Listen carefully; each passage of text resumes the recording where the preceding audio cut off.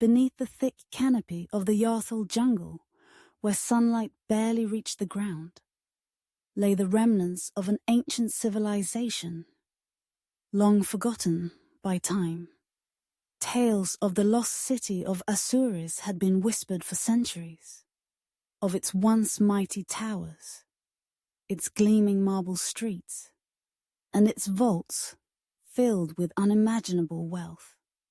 But no explorer had ever returned from searching for it, and the jungle's impenetrable heart remained a mystery. But James Carter was not one to be deterred by myths. He was an archaeologist of international renown, a man who had spent his life uncovering the buried treasures of ancient civilizations. The story of Azuris had gripped him since childhood. And now, after years of preparation, he stood at the edge of the jungle, ready to begin his most ambitious expedition yet. "Are you sure about this, James?" asked Oliver Graham, his longtime friend and fellow explorer, as they stood by their campfire the night before their journey into the jungle. "You've heard the stories. No one comes back from the jungle once they go too far in. There's something unnatural about this place." James stared into the flames, his mind wandering back to the countless hours he'd spent poring over old maps, deciphering cryptic texts, and piecing together the scattered clues that pointed to Azuris. He was certain the city existed, and if he was right, it would be the greatest discovery of his career. "I have to know, Oliver," James replied, his voice steady. "The maps are clear. The coordinates match. We're closer than anyone's ever been. Tomorrow we find Azuris." Oliver sighed, but nodded. He knew there was no changing James's mind when he got like this. The drive for discovery, for uncovering the lost and forgotten, burned too brightly in his friend. The next morning, as the first light of dawn pierced the jungle, James and his small team of explorers set off deeper into the wilderness. The jungle was dense, its humid air thick with the scent of moss and earth. Giant vines coiled around towering trees, and the ground beneath their feet was soft and damp. Strange sounds echoed through the foliage, birds calling, insects buzzing, and the occasional distant roar of some unseen beast. For days they traveled, hacking their way through the undergrowth, following the course of an ancient river that James believed would lead them to the city. As the jungle grew darker and more foreboding, the tension among the group began to rise. Something about the place was unsettling. They felt as though they were being watched, though no one could say by what. On the 7th day, they found it. The jungle suddenly gave way to a massive clearing, and there, in the center, stood the ruins of a vast city. Broken stone pillars jutted up from the ground, and the crumbling remains of once grand buildings lay scattered across the clearing. Thick vines and moss covered everything, and the once paved streets were now little more than dirt paths winding through the ruins. "Azuris," James whispered, awe in his voice. "We found it." The team spread out, each of them eager to explore the ruins. James walked slowly through the city, his eyes wide as he took in the remnants of the ancient civilization. He could almost picture what it must have been like in its prime, people bustling through the streets, the towering temples gleaming in the sun. They spent the day mapping out the ruins. But as the sun began to set, James's excitement was tempered by a growing sense of unease. There was something strange about Azuris. The ruins were far too well preserved for their age, as if the jungle itself had protected them from the ravages of time. That night, they made camp in the center of the city, setting up tents near what appeared to have once been a grand plaza. The fire crackled and flickered, casting eerie shadows on the surrounding ruins. As they sat around the fire, eating in silence, Oliver spoke up. "It's strange, isn't it? This place. It feels alive somehow." James nodded slowly. He couldn't shake the feeling that the city was more than just a collection of ruins, that something still lingered here, watching them from the shadows. "I've been thinking about that," James said. "The legends say Azuris was abandoned overnight, but no one knows why. There are no signs of war, no evidence of plague. It's like the people just vanished." "Maybe they did," muttered one of the younger explorers, a man named Tom. His eyes darted nervously around the campfire. "I've heard stories about places like this. Places where the dead walk, where ancient gods still hold sway. Maybe that's why no one's ever come back from here." "Don't be ridiculous," Oliver said, though there was a hint of uncertainty in his voice. "There's no such thing as—" He was cut off by a loud crash from the nearby ruins. The team froze, every eye turning toward the darkness beyond the firelight. "Did you hear that?"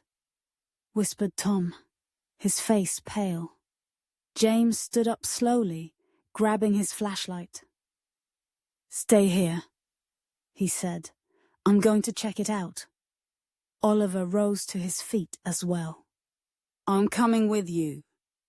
The two men moved cautiously toward the source of the sound, their flashlights cutting through the thick darkness. The ruins loomed around them, silent and oppressive. As they rounded the corner of a collapsed building, they saw it. An ancient stone door, partially hidden by vines and rubble. It had been broken open, the stone slab lying cracked on the ground. "What do you think happened here?" Oliver asked, shining his light over the broken door. "I don't know," James replied, stepping closer. "But whatever it was recent." He reached out and touched the doorframe, his fingers brushing against the carved symbols etched into the stone. They were unlike anything he'd ever seen, intricate and strange, like a language from another world. "We need to document this," James said, his voice filled with excitement despite the eerie atmosphere. This could be the key to understanding what happened to Azuris. But as he turned to leave, a low, rumbling sound echoed from deep within the ruins. The ground beneath their feet trembled, and the air grew thick and heavy. "James, we need to get out of here," Oliver said, his voice tense. "Now." Before James could respond, a sharp, chilling wind swept through the ruins, extinguishing their flashlights. The darkness closed in around them, and for a moment it felt as though the city itself was alive, pulsing, breathing, watching. Suddenly, a faint light appeared at the end of the corridor. It was dim at first, barely more than a flicker, but it grew steadily brighter, casting long shadows on the walls. James and Oliver stood frozen, their hearts pounding in their chests. The light grew closer, and as it did, they could see that it wasn't just a light. It was a figure, tall and thin, draped in tattered robes that glowed with an otherworldly luminescence. The figure moved silently toward them, its face obscured by a hood. As it drew nearer, James felt a wave of dread wash over him. There was something wrong about this figure, something ancient and malevolent. "We need to go," Oliver whispered, his voice barely audible over the pounding of James's heart. But James couldn't move. He was rooted to the spot, transfixed by the figure as it approached. The air around him seemed to thrum with energy, and he could hear faint whispers, words in a language he didn't understand, yet somehow recognized. The figure stopped a few feet away from them, its hooded head tilting as if observing them. "You should not have come," it whispered, its voice like the rustling of dead leaves. James opened his mouth to speak, but no words came. The figure raised a bony hand, and the ground trembled again. The ruins around them seemed to shift, the very walls bending and warping, as if the city itself was alive, twisting and reshaping at the figure's command. "Leave this place," it said, "or you will be lost, like all who came before." With a sudden surge of energy, the figure disappeared, leaving only darkness behind. James and Oliver stood in stunned silence, their breaths ragged and shallow. Whatever that had been, it wasn't human, and it had been no ordinary ghost. "We need to get the others and leave," Oliver said urgently, grabbing James by the arm. James nodded, his mind racing. As they hurried back to camp, the jungle around them seemed to close in, the darkness growing thicker and more oppressive. The ancient city of Azuris was no mere ruin, it was a prison, and something terrible was stirring within its depths. By the time they reached the camp, the others were already packing up, their faces pale and frightened. No one argued as they gathered their belongings and made their way out of the city.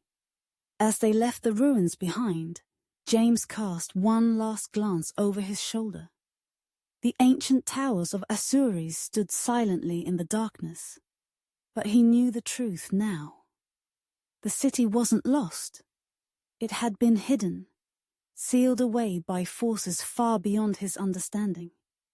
And though they had escaped with their place, he knew one thing for certain. Azuris was not meant to be found, and those who sought it would never return.